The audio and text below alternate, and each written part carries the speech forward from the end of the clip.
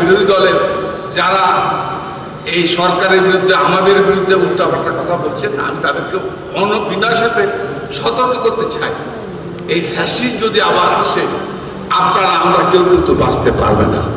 বাংলাদেশের স্বাধীনতা, বাংলাদেশের সার্বভৌমত্ব, বাংলাদেশের গণতন্ত্র আবার বিপুল রহমান সাহেব বাংলাদেশে আসার আগেও বাংলাদেশে এসে একটি কথা বলেছিলেন, আর নিশ্চয়ই আপনারা জানেন।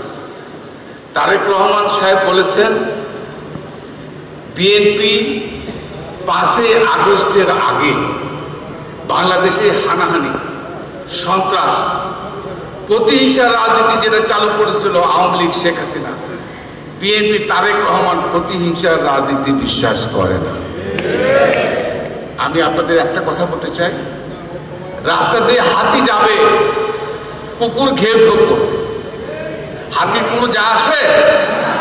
প্রিয় ভাইরা, আমার কথা পরিষ্কার, আমরা চাই, আমি প্রতিহিংসা, বিএনপি রাজনীতি করে না। আমরা চাই যে রক্তের বিনিময়ে এই 5 আগস্ট অর্জিত হয়েছে, আমরা চাই না আমাদের সেই ফ্যাসিস্ট যারা 17 বছর আপনাদের রক্তের গুলি, শরীরের গুলি, রক্ত, এই নাটোরের শহরের এখনো রাস্তায় রক্তের দাগের চিহ্ন পাওয়া যাবে, যাদের কারণে আজকে এই 18-20 বছর কষ্ট করে তারা যেন আবার মাথা চারা দিয়ে উঠতে না পারে। আমি আমার বিরোধী দলের যারা এই সরকারের বিরুদ্ধে আমাদের বিরুদ্ধে উল্টাপাল্টা কথা বলছেন, আমি তাদেরকে বিনয়ের সাথে সতর্ক করতে চাই, এই ফ্যাসিস্ট যদি আবার আসে আপনারা আমরা কেউ কিন্তু বাঁচতে পারবে না।